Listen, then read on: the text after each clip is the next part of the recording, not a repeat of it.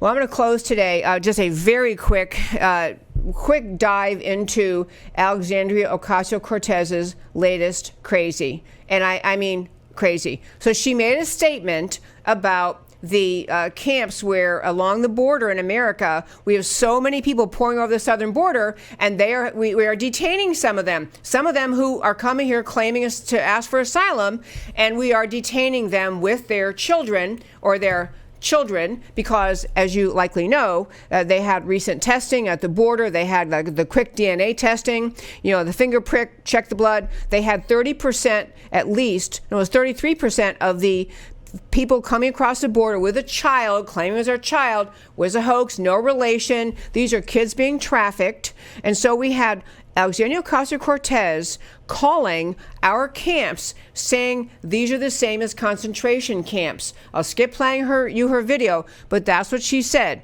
These are concentration camps. So what ought to be happening in the Democrat Party is one of the adults in the room, Nancy Pelosi, somebody needs to take this young girl aside, Alexandria Ocasio-Cortez, and point out a few differences between the concentration camps, which she's referring to the Holocaust and all of that, and the rounding up of Jews throughout Germany and throughout Europe during World War II. She's comparing that to America having camps on the border to safely house people who've crossed our border.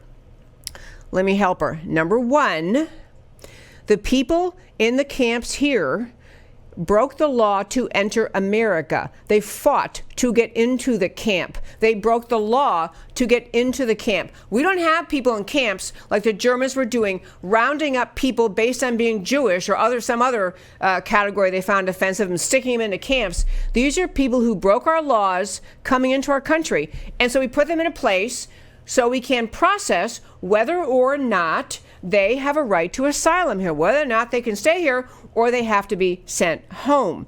So there's zero connection between real concentration camps and what we are doing.